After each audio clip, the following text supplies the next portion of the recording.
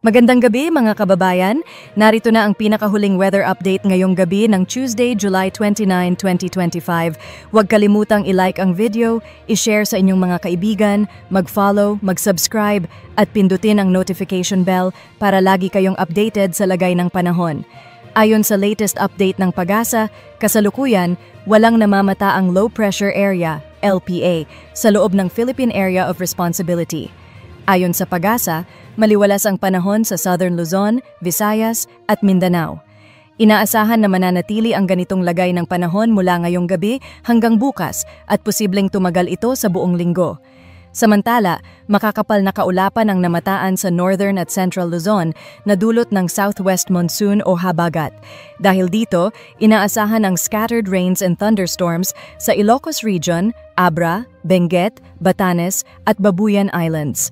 Sa Central Luzon, kasama ang Metro Manila, Rizal, Zambales at Bataan, maaaring makaranas ng maulap na kalangitan na may tsansa rin ng scattered rains and thunderstorms dulot pa rin ng habagat.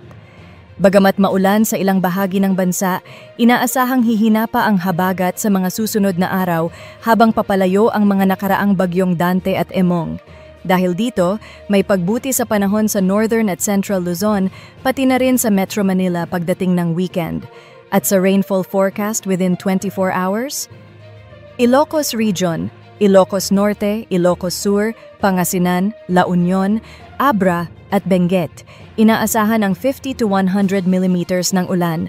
Mag-ingat sa posibleng flash floods at landslides. At sa ating weather outlook for tomorrow, Wednesday, sa malaking bahagi ng Northern Luzon, inaasahan pa rin ang mga pag-ulan. Sa Southern Luzon, Metro Manila, at ilang bahagi ng Central Luzon, magiging partly cloudy to cloudy skies at unti-unti nang i-improve ang lagay ng panahon. Sa Palawan, Visayas at Mindanao, inaasahang maliwalas ang panahon sa buong linggo. Gayunman, may posibilidad pa rin ng isolated thunderstorms sa hapon at gabi. Mag-ingat sa biglaang bugso ng ulan at hangin. At sa lagay ng karagatan, nakataas ang gale warning sa northern seaboard ng Northern Luzon, kabilang ang Batanes, Babuyan Islands at northern coast ng Ilocos Norte. Ang taas ng alon ay maaaring umabot ng hanggang 5 meters at yan ang ating lagay ng panahon ngayong gabi. Para sa mas marami pang weather updates, huwag kalimutang i-like, i-share, i-follow at mag-subscribe, i-click ang notification bell. Lagi tayong maging alerto, informadong handa at ligtas. Hanggang sa susunod na ulat.